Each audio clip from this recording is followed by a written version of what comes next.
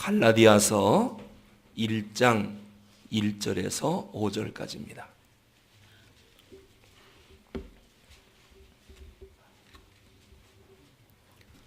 갈라디아서 1장 1절에서 5절까지입니다.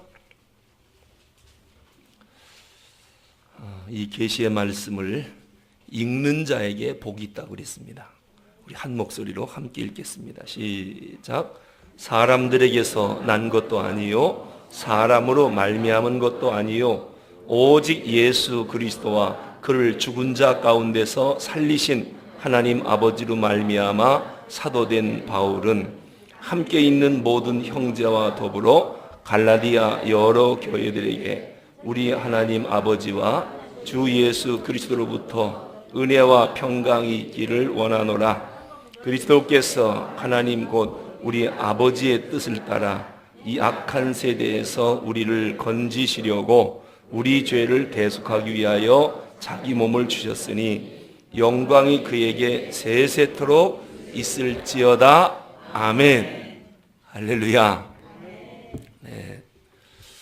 마틴 루터가 종교 개혁을 하게 된 결정적인 계기가 의인은 믿음으로 말미암아 살리라 이신 칭의를 갈라디아서를 읽다가 발견을 한 겁니다.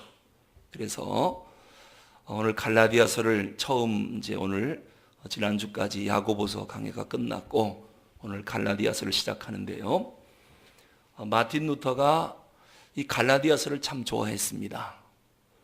이것이 종교를 개혁하게 된 하나의 중요한 계기가 되는데 우리가 조목조목 한 절 한 절 6장 147절입니다. 한 절 한 절 단어 하나하나를 모조리 살필 것입니다. 아마 우리에게 큰 은혜가 될 것입니다. 루터가 종교 개혁을 한 지 금년도가 몇 주년이죠? 500주년입니다. 여러분 어떤 사회든 또 어떤 국가든 어떤 조직이든 개혁해야 할 때 개혁하지 않으면 무너지든지 아니면 망합니다. 잘못하면. 항상 개혁의 기회가 주어지는 게 아닙니다.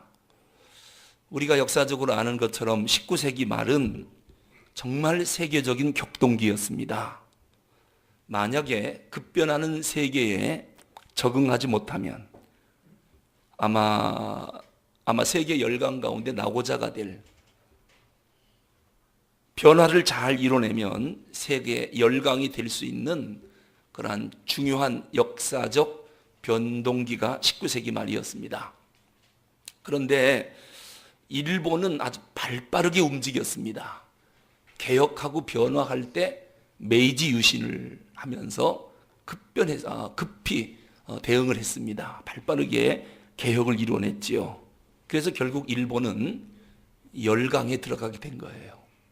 그런데 우리나라는 안타깝게도 19세기 말에 정말 개혁해야 할 때 개혁을 못하고 잠자고 말았습니다. 그때 누가 정권을 잡고 있었냐면 우리가 잘 아는 고종의 아버지가 누구죠? 흥선대원군. 대원군이 국제정세를 읽을 줄을 몰랐어요. 세계가 어떻게 급변하게 돌아가는지를 몰랐기 때문에 나라의 대문을 굳게 잠고 물론 대원군이 내부적으로는 개혁을 하겠다고 큰 소리를 치고 이것저것 손을 댔지만 외세에 대해서는 대문을 잠가버렸어요.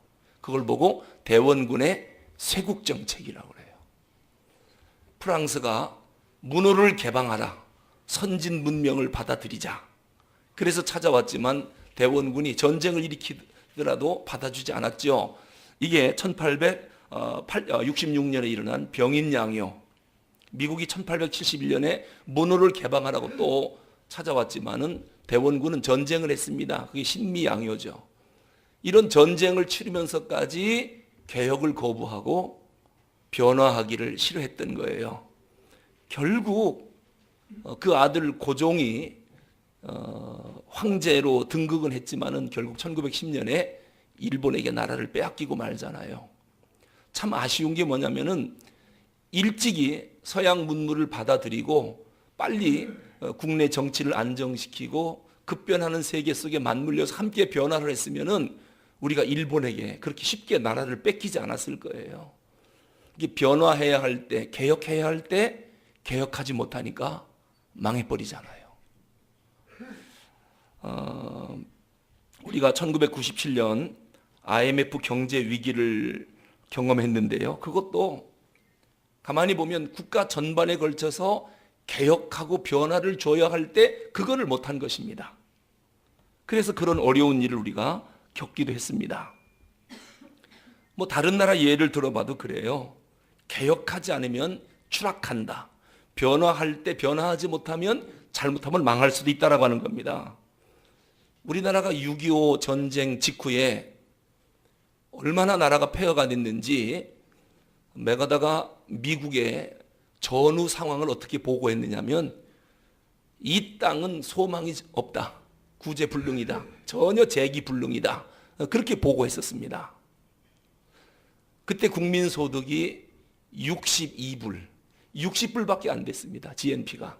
얼마나 가난한지 알겠죠? 그때 6.25 때 참전국으로 우리를 도와준 16개국 가운데 필리핀이 있었습니다. 무려 국민소득이 우리보다 13배, 14배 많은 800불이었었거든요.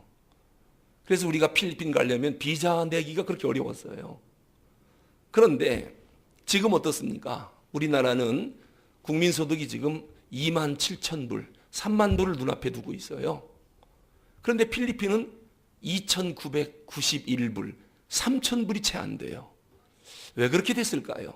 그렇게 앞서가던 나라가 개혁하고 변화를 줘야 할 때 그만 지도자를 잘못 만났어요. 마르코스, 이멜다 이런 사람 만나서 변화를 안 주고 수구 세력들이 그냥 이기적으로 자기 목만 챙기다 보니까 나라가 완전히 역사에 대열해서 추락하고 말았어요. 참 딱한 그러한 나라로 만들고 말았습니다. 우리가 남미 아르헨티나를 봐도요. 정말 변화를 주고 개혁할 때 개혁하지 않으면 망할 수 있다라고 하는 것을 우리가 알 수 있습니다. 1차 세계대전이 끝날 때쯤 1919년이죠. 아르헨티나는요. 세계 10대 부국 가운데 하나였어요. 땅도 넓고 그리고 1945년 2차 세계대전이 끝날 무렵에 아르헨티나는 전 세계에서 금을 가장 많이 소유한 나라 그리고 달러를 가장 많이 소유한 나라 중에 한 나라가 아르헨티나였습니다. 그런데 그 이후로 개혁에 실패한 나라입니다. 지금은 최장기 경제 침체에 빠져갖고 세계에서 가장 많은 외채국이 돼버렸습니다. 빚이 가장 많은 나라. 결국 아르헨티나 하면 마라도나 축구선수 하나 이외에는 생각나는 게 없습니다. 그만큼 개혁해야 할 때 개혁하지 않으니까 이렇게 후진국으로 추락하고 마는 것을 보게 되지요. 여러분, 우리 기독교가 어떤 사회에 들어갈 때 어떤 현상이 공통적으로 나타나느냐면 혁신과 개혁입니다. 기독교 복음이 들어가면 그 사회를 그냥 두지 않습니다. 변화시키고 개혁시키고 혁신시키는 것이 우리 기독교의 특징입니다. 과거의 철옹성처럼 탄탄하게 쇄국 정책을 한다. 기독교만 들어가면 그것마저도 깨버리는 능력이 복음 속에 있습니다. 그래서 사도행전 17장에 보면은 바울이 데살로니가에 갔을 때에 그 데살로니가 사람들이 뭐라고 말했느냐면 바울과 그 무리를 일컬어 천하를 어지럽게 하는 사람들이다. 이걸 원문에 보면은 세상을 뒤집어 엎는 사람들이다 그런 얘기예요. 누가요? 기독교인들이. 바울과 그 일행을 세상 뒤집어 엎는 사람들이다. 이게 무슨 얘기냐면 복음이 들어가면 세상이 뒤집어지지 않을 수가 없다라고 하는 거예요. 변화가 안 일어날 수가 없다. 개혁이 안 될 수가 없다. 왜요? 복음 자체의 능력이 변화와 혁신과 개혁 정신이 있거든요. 원래 로마 사회를 보면 로마 사회의 특징이 노예제 사회입니다. 노예제도. 그래서 로마 시민보다 노예가 더 많았습니다. 그런 도시였습니다. 그러니까 참 비전이 별로 없는 그런 사회였죠. 근데 그 로마에 기독교가 들어갔습니다. 물론 기독교가 처음부터 노예제도를 폐지하자 이걸 주장한 건 아닙니다. 그런데 복음이 들어가니까 그 복음 속에 개혁적인 요소가 있거든요. 그러니까 복음이 들어가니까 노예제도를 폐지 안 시킬 수가 없는 것입니다. 복음 자체에 개혁적인 요소가 들어있기 때문입니다. 결국 로마에 복음이 들어간 지 300년 만에 노예제도가 폐지됐지요. 무너졌습니다. 복음의 능력이 바로 그런 능력입니다. 사실 독일 하면은 게르만 민족 아닙니까? 이 게르만 민족은 소문난 오랑캐 민족입니다. 얼마나 잔혹하고 무자비한지. 특히 게르만 민족은 특징이 보복문화입니다. 조금만 피해를 당하면 그냥 두지 않습니다. 몇 배로 보복하는 참 잔인한 민족입니다. 그런데 그 독일 땅에 게르만 민족에게 복음이 들어갔습니다. 그랬더니 오랑캐의 본성이 바뀌어버렸습니다. 이게 복음의 능력입니다. 얼마나 멋진 나라가 됐는지. 그런 오랑캐 민족이 복음이 들어가니까 하나님을 예배하는 민족이 됐고, 하나님을 예배하니까 문명이 꽃피기 시작하는 거예요. 결국 복음과 함께 게르만 민족이 변화가 됐지요. 물론 나중에 무너진 로마 제국을 게르만 민족이 다시 재건시킵니다. 그게 바로 신성 로마 제국입니다. 여러분, 복음이 들어가면 부패한 사회를 복음은 결코 그냥 놔두지 않습니다. 반드시 변화시키고 혁신시키고 개혁을 시킵니다. 이게 복음의 본질이거든요. 복음 자체의 목적이 뭡니까? 변화입니다. 그래서 복음만 제대로 들어가면, 참 복음만 선포되면 세상은 변화받게 되어 있다, 개혁하게 되어 있다라고 하는 것입니다. 그래서 사도 바울이 로마서 12장 2절에서 뭐라고 말씀하느냐? 너희는 이 세대를 본받지 말고 오직 마음을 새롭게 함으로 변화를 받아 하나님의 선하시고 기뻐하시고 온전하신 뜻이 무엇인지 분별하도록 하라 말씀했습니다. 변화를 받아. 이게 복음의 핵심입니다. 이처럼 복음에는 변화시키는 힘이 있다. 그래서 복음이 들어가면 첫째, 인간이 변합니다. 사회가 변하고 국가가 변하고. 이 복음이 들어가는 것은 다 변했습니다. 산업혁명이 일어나지요. 인권이 존중되지요. 여권이 신장되지요. 민주주의가 발달하지요. 놀라운 변화가 복음만 들어가면 이렇게 변화시키는 능력이 있습니다. 그런데 칼 마르크스라고 하는 사람, 칼 막스라고 하는 사람이 이 복음이 들어가면 변화받는 것은 당연한데, 유대인이거든요.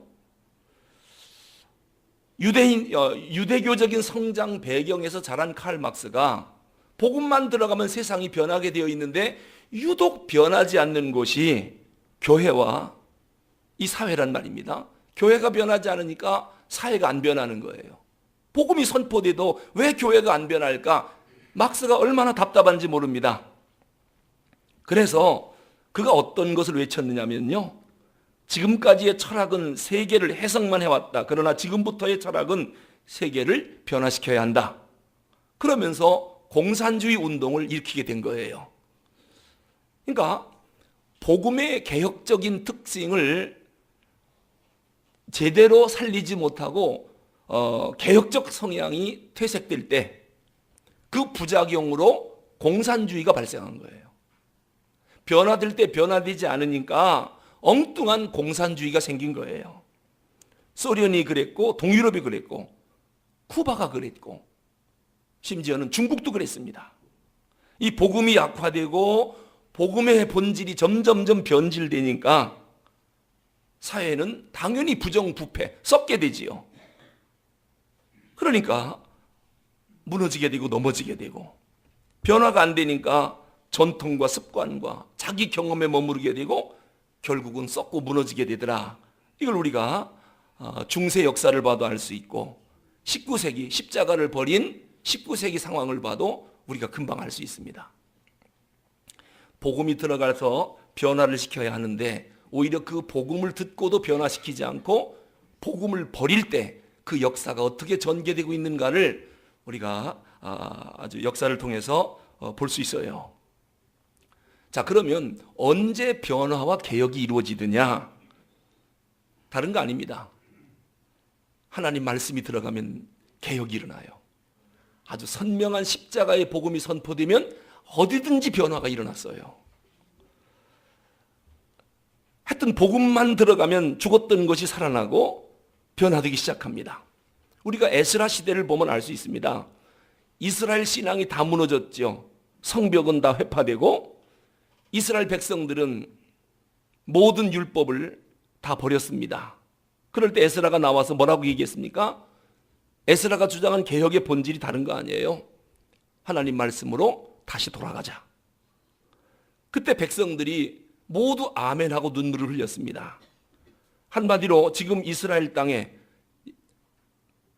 예루살렘 성벽이 건축되고 학사 에스라가 수문 앞 광장에서 부흥회하면서 우리가 하나님의 말씀을 버리니까 우리 역사가 망하지 않았느냐. 다시 하나님 앞으로 돌아가자. 백성들이 아멘 아멘 하고 눈물 흘렸죠. 다시는 하나님 말씀을 버리지 말자. 이제 말씀의 부흥이 일어나기 시작합니다. 이 말씀이 부흥하니까 드디어 이스라엘의 인성이 깨기 시작하고 믿음이 깨어나기 시작하고 그리고 다시 나라를 재건하고 이러한 이 복음이 들어가면 이 세상이 이렇게 변하는 것을 우리가 볼 수 있습니다. 요시야 왕 시대도 그랬어요. 말씀을 다시 찾아서 그 말씀이 새롭게 읽혀지고 그렇다니까 하나님 말씀이 증거되니까 그때부터 요시야의 개혁이 또 시작되는 거예요. 왜 개혁이 안 이루어졌느냐? 말씀을 어디다 두었는지 잊어먹고 찾지를 못했던 거예요. 성전을 수리하다가 여기에 말씀이 있는 걸 찾아낸 거예요. 먼지 속에 파묻혀 있는 것을. 그 말씀을 찾아서 읽기 시작하니까 세상이 변화되기 시작하고 요시야 왕의 개혁이 시작되는 것을 보게 됩니다. 우리가 지금 종교개혁 500주년을 맞이해서 개혁, 변화시키자, 개혁시키자 계속 외치는데 우리가 해야 할 사명이 뭐냐면요. 이 나라 구석구석에 개혁이 다른 거 아닙니다. 말씀으로 돌아가는 겁니다. 하나님 말씀대로 순종하기로 결단하는 거, 이게 개혁입니다. 이게 변화입니다. 그렇지 않으면 세상은 변화받지 못합니다. 종교개혁 500주년을 맞이해서 조국 강산 구석구석에 그리스도의 십자가의 복음이 들어가 푸르고 푸른 그리스도의 계절이 오도록 만드는 것, 이것이 개혁입니다. 바른 복음이 선포되어야 하고 예수님의 보배로운 피가 조국 강산에 흐르도록 만드는 것, 여기로 돌아가야 이 역사는 다시 살아날 수가 있습니다. 우리가 예배 드릴 때마다 왜 이렇게 복음을 외치냐면요, 한마디로 복음 외친다는 게 무슨 얘기냐면 우리 개혁하자는 거거든요. 복음으로 돌아가자는 얘기거든요. 근데 안타까운 것은 뭐냐면은 이렇게 복음을 외치는데도 불구하고 대형 사건 속에는 꼭 기독교인들이 포함되어 있어요. 그래서 하나님 앞에 더 영광을 가리는 것을 보면서 한국교회가 어쩌다가 이렇게 됐나? 왜 이렇게 안타까운 일에 한국교회가 교인들이 꼭 연루되어 있나? 그 이유를 가만히 보니까요. 교회가 전하는 복음이 껍데기는 복음이고 내용이 복음이 아니었어요. 그냥 껍질만 복음이었어요. 그렇다 보니까 이 복음을 외쳐도 세상이 변하지 않는 거예요. 생명력이 없어요. 그래서 꼭 문제가 일어나면은 그 속에 기독교인이 꼭 포함되어 있는 거예요. 그래서 에스라 7장 10절에서 뭐라고 결심하느냐? 에스라가 여호와의 율법을 연구하여 준행하며, 자, 에스라가 어떻게 결심합니까? 이 민족을 다시 살릴 수 있는 유일한 길은 말씀을, 율법을 내가 연구해서 그 율법을 준행하여, 연구만 하는 게 아니라 그 말씀대로 살겠답니다. 그리고 이 율례와 규례를 이스라엘 백성들에게 가르치기로 결심하였더라. 이게 개혁입니다. 말씀 연구해서 일단 내가 그 말씀대로 살고, 그리고 내가 산 그 말씀을 이스라엘 백성들에게 가르치겠다. 왜냐하면 선명한 복음이 선포되지 않으면 개혁이 안 일어나기 때문입니다. 요 한 구절밖에 안 되는 이 결심, 에스라의 결심이 이스라엘을 개혁시키는 결정적인 계기가 된 거예요. 우리도 하나님 말씀 연구하기로 결심해야 됩니다. 내가 하나님 말씀 배우는 일에 최선을 다하겠다. 그리고 배우는 것이 끝나면 안 되고 내가 이 말씀대로 준행하겠다. 말씀대로 살아보겠다. 결심을 해야 됩니다. 그리고 그 말씀을 내가 가르치겠다. 그럴 때에 비로소 말씀의 능력이 나타납니다. 아마 하나님이 그 사명을 우리에게 주셨다라고 생각합니다. 지금 제자훈련이 계속 지금 진행되고 있는데 여러분들이 일단은 말씀 배우는 일에 전력을 다해야 돼요. 말씀 배우지 않으면 개혁이 안 일어나요. 변화가 안 일어나요. 또 껍데기는 복음인데 내용이 복음이 아닌 그러한 말씀 갖고는 세상을 변화시킬 능력이 생기질 않습니다. 예수 10년, 20년, 40, 50년 믿어도 자기 하나 변화 못 시킵니다. 자기 혼자 예수 믿고 천당 가기도 급급한 거예요. 세상을 변화시키기는커녕. 왜 말씀의 능력이 나한테 나타나지 않을까? 하나님 말씀을 배우지도 않았고 배웠어도 준행하지 않았고 그리고 가르치지 않은 것입니다. 수요 저녁 예배 지난주까지 야고보서를 마치고 그래서 갈라디아서를 택한 것입니다. 1장에서 6장까지 147절밖에 안 되는 짧은 내용이지만은 앞으로 지금 계획은 50번에 걸쳐서 끝내려고 하는데요. 야고보서도 그 짧은 거지만 52회에 걸쳐서 야고보서를 끝냈습니다. 이 갈라디아서도 한 절 한 절 전체를 다 하나도 빼놓지 않고 말씀을 묵상하려고 합니다. 앞으로 50회에 걸쳐서 끝내려고 하는데 여러분들이 큰 기대를 걸고 수요 저녁 예배에 함께 나와서 이 복음의 능력이 뭔지 또 복음을 통하여 변화가 어떻게 일어나는지 직접 체험하는 그런 좋은 시간들이 되기를 바랍니다.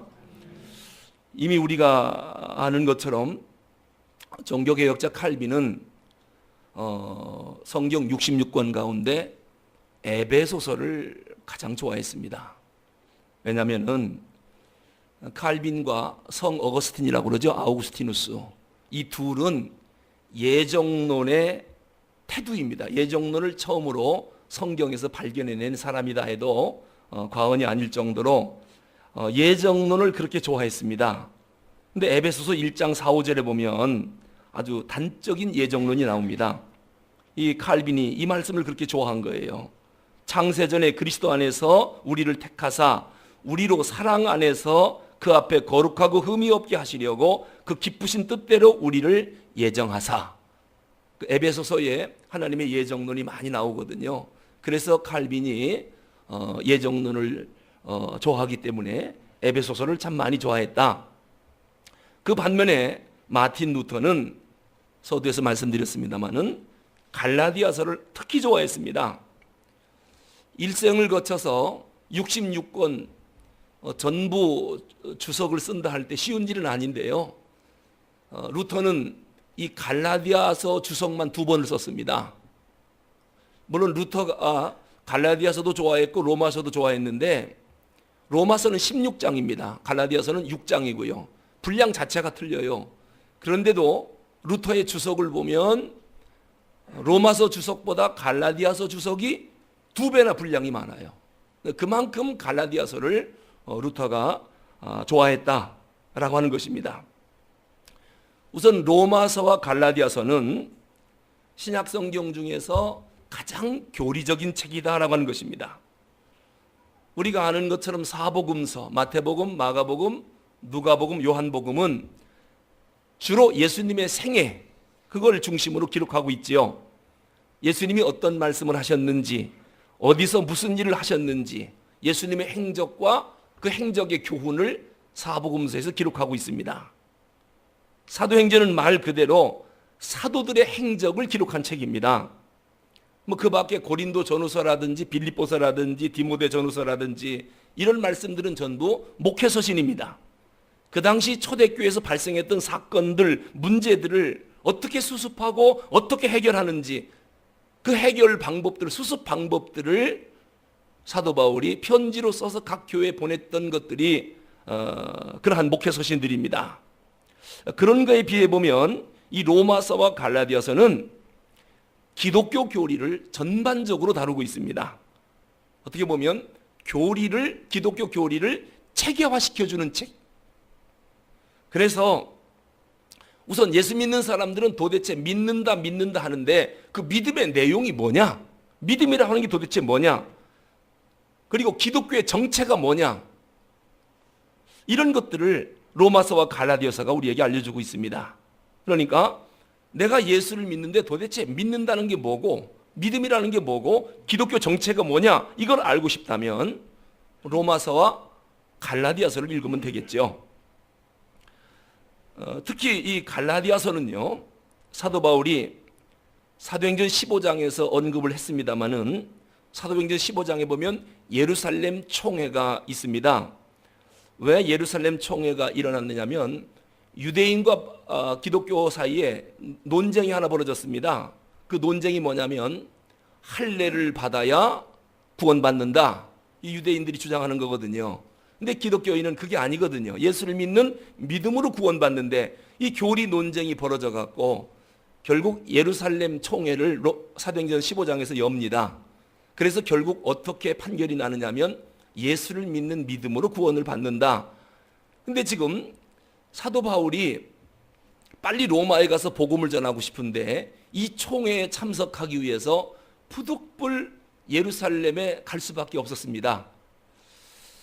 바울이 왜 로마를 그토록 가고 싶어 했느냐? 그 당시 모든 길은 로마로 통한다. 로마가 결국 세계 정치와 경제와 문화의 중심지였거든요. 특히 이 바울은 헬라 철학에 능통한 사람 아닙니까? 자기가 받은 이 복음을 가지고 로마에 가서 이 세계 중심지에 가서 거기다 교회를 세우고 여기에서 복음을 전하면 세계 사람들이 다 로마로 오거든요. 그럼 여기서 복음을 듣고 돌아가면 이 복음이 세계화가 빨리 이루어질 거다. 이런 생각을 바울이 한 것이죠. 그래서 어디를 가든지 로마에 가서 자기는 복음을 전하고 싶었어요. 이 복음을 빨리 세계화로 확산시키고 싶었으니까. 여러분, 민족 복음화를 이루려면 이 복음을 들고 어디로 가야 됩니까? 충남 예산에 있는 두메 산골로 가야 됩니까? 아니면 서울 명동 한 복판으로 와야 됩니까? 서울 명동으로 와야죠. 왜냐하면 거기는 조선 팔도 사람들이 다 모여 있거든요. 그러니까 거기서 복음을 전하고 교회를 세워서 복음을 전하면 전국 팔도에 왔던 사람이 복음 듣고 다 고향으로 가서 복음을 전하니까 삽시간에 복음화가 되겠죠. 이 충남 예산 두메 산골에 가서 거기서 복음 전하면 그 시골 그 농부들 앉혀놓고 해봐야 세계화가 안 돼요. 왜냐하면 동네 밖에 안 나가거든요. 왜 바울이 로마로 빨리 가서 복음을 전해야 되겠다라고 생각을 했는지 아시겠지요? 근데 하루빨리 가고 싶은데 지금 예루살렘에서 교리 논쟁이 벌어져서 예루살렘 총회가 열린다. 그래서 지금 로마로 갈까 하다가 부득불 바울을 예루살렘 총회에 파송을 해서 지금 거기를 가고 있는데 문제는 뭐냐면 지금 예루살렘에 들어가면 바울을 죽이려고 기다리는 사람들이 있어요. 바울을 죽이기 전에는 밥 안 먹겠다고 하는 사람이 몇 명 있었어요? 40명이나 있었어요. 그러면 죽어주는 게 빠릅니다. 왜냐하면 나 저 사람 안 죽이면 밥을 안 먹겠다는 사람이 40명이 쫓아다니면 어떻게 삽니까 그거? 바울이 그랬거든요. 그러니 예루살렘에 들어가면 호랑이 굴 속에 발로 걸어 들어가는 거예요. 죽이려고 기다리는 사람들, 핍박하려고 기다리는 사람들이 그렇게 많은데 그래서 바울이 생각을 합니다. 예루살렘 총회가 이루어지기 전에 주후 48년경 수리아 안디옥에서 있을 때 내가 예루살렘 총회 가면은 붙잡혀 죽을 수도 있다. 그러면 내가 로마에 가서 복음을 전해야 되는데 거기 가서 붙잡혀 죽게 되면 영영 로마는 못 가거든요. 그래서 수리아 안디옥에서 편지를 씁니다. 내 몸이 만약에 예루살렘에 가서 죽더라도 이 편지는 로마 교회로 보내줘라. 이미 로마에는 가정교회들이 있었거든요. 그 교회 성도들에게 내가 온 거나 다름이 없다. 몸은 못 와도 내가 가면 이거를 가르치려고 가는 거다라고 하면서 편지를 썼는데 그게 바로 로마서입니다. 이게 로마서가 뭐냐면 기독교 교리 전반, 기독교 윤리 전체를 바울이 요약을 해갖고 다 써놓은 것이 로마서예요. 그래서 로마서가 탄생을 하게 된 것입니다. 그러니까 참 사도 바울이 깊이 생각했죠. 죽게 되면 이 복음, 이 교리, 이 윤리를 그냥 잃어버릴 수가 있으니까 이거를 내가 죽더라도 이것은 남기고 싶어서 편지로 기록했는 것이 로마서란 말입니다. 1장에서 16장까지. 로마서가 어떻게 쓰여졌는지 아시겠죠? 자, 그러면 갈라디아서는 어떻게 쓰여졌느냐? 원래 바울이 이방인의 사도 아닙니까? 여러 지역을 다니면서 복음을 전하고 교회를 세운 다음에 또 떠나서 또 다른 지역에 복음 전하고 교회 세우고 또 떠나고, 이게 순회 선교자입니다. 이 선교 과정에서 유대인들에게 얼마나 핍박을 많이 받는지 몰라요. 이방인 선교자, 이방인 선교사인데 유대인들이 바울을 그냥 두질 않아요. 유대주의자들이 얼마나 핍박을 하고 박해를 많이 하는지. 그래서 바울이 무슨 생각을 하느냐면은 이 유대주의자들이 왜 이 복음 전하는 걸 이렇게 핍박하고 반대하고 박해할까? 아, 이 사람들이 기독교가 뭔지를 몰라서 그런다. 그렇다면 이 유대인들에게 기독교가 뭔지 변증을 해야 될 필요가 있는 거예요. 알지도 못하면서 기독교를 함부로 박해하지 마라. 그러면서 유대인을 대상으로 기독교를 변증하기 위해서 편지를 쓴 게 갈라디아서예요. 그러다 보니까 이 갈라디아서를 우리가 보면은 유대인들의 잘못된 신앙관을 정확하게 논박을 합니다. 그리고 기독교가 뭔지, 기독교의 바른 진리를 조목조목 변증을 해서 이 갈라디아서에 써놨습니다. 그러니까 이 갈라디아서만 봐도 기독교 교리 전체를 한눈에 볼 수 있는, 로마서와 갈라디아서는 비슷한 기독교 교리지만은 로마서는 그런 배경으로 썼고 갈라디아서는 이런 배경으로 쓰게 됐지만은 내용은 기독교 교리이기 때문에 비슷합니다. 그러나 16장까지 공부하는 것보다 6장을 공부하는 것이 훨씬 더 빨리 배울 수 있겠죠. 그래서 로마서를 택하지 않고 갈라디아서를 택한 것은 빠른 시간 내로 기독교 교리를 좀 마스터해보자 라고 하는 것입니다. 왜냐하면 루터가 더군다나 이 갈라디아서를 갖고 종교개혁을 일으켰기 때문에 그래서 우리가 갈라디아서를 택해서 수요일 저녁에 공부를 하려고 하는 것입니다. 그래서 갈라디아서를 작은 로마서다, 뭐 이런 별명도 있습니다. 그러니까 왜 작은 로마서라고 하는지 이해가 가시죠? 네. 마틴 루터의 그 신학 사상은 한마디로 믿음으로 의롭다함을 얻는다라고 하는 겁니다. 믿음으로 의롭다함을 얻는다. 이걸 이신칭의라고 그러죠. 이걸 어디서 봤느냐? 갈라디아서에서. 갈라디아서에서 찾아낸 것입니다. 그러니까 우리가 구원받는 데 있어서 인간의 공로라든지 인간의 선행이나 인간적인 지식, 이런 것들로 우리가 구원받는 게 아니다. 오직 믿음으로 말미암아 구원 얻는다. 이신칭의입니다. 이것을 루터가 아주 생명처럼 귀하게 여긴 것이지요.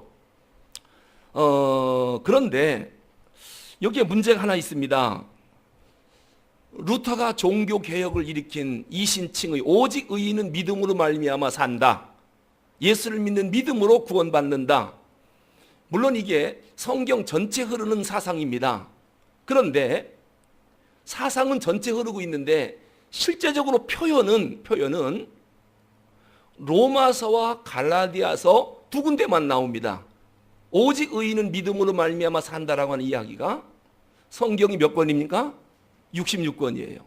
그러면은 믿음으로 우리가 구원받는다라고 할 때 모든 성경 저자들이 맞아, 그것이 기독교의 핵심이다, 루터처럼 그렇게 생각했다면 자기들이 성경을 기록할 때 반드시 의인은 믿음으로 말미암아 산다, 이거를 다 기록을 했을 거란 말입니다. 그런데 성경 66권 가운데 로마서와 갈라디아서를 빼놓고 나면 실제적으로 의인은 믿음으로 말미암아 산다라고 하는 기록이 없는 거예요. 왜 기록하지 않았을까? 그럼 루터 혼자 이렇게 의인은 믿음으로 말미암아 산다, 이 신칭의 교리를 혼자 그렇게 강조한 건가? 왜 다른 저자들은 왜 그런 이야기를 직접적으로 쓰지 않았을까? 이게 궁금하지 않습니까? 그럼 다른 저자들이 볼 때는 루터와 생각이 달랐나? 이런 생각이 들기도 하는 거예요. 사복음서를 봐도 믿음으로 말미암아 산다. 이게 그렇게 중요하면 마태, 마가, 누가, 요한이 좀 기록을 했을 거란 말입니다. 구체적으로. 근데 아무리 찾아봐도 없어요. 사도행전도 없고 다른 서신서도 없고 오직 갈라디아서와 로마서 이 두 군데만 그게 나온단 말입니다. 왜 다른 저자들은 이 신칭이 오직 의인은 믿음으로 말미암아 산다 이 내용을 기록하지 않았을까? 그 소중한 것을 복음의 핵심이라고 생각하는 것을 왜 기록하지 않았을까? 중요하다고 생각지 않아서 그랬을까? 루터만 그거를 중요하다고 생각했나? 그럼 성경의 중심 사상이 그게 아닌가? 이런 궁금증이 생기는 것입니다. 여러분, 왜 기록하지 않았을까요? 다른 성경들은 왜 로마서, 갈라디아서만 그걸 기록했을까요? 거기에는 중요한 이유가 있습니다. 그 이유가 뭐냐면은 다음 시간에 계속 말씀드리겠습니다. 다음 시간에 기도하겠습니다.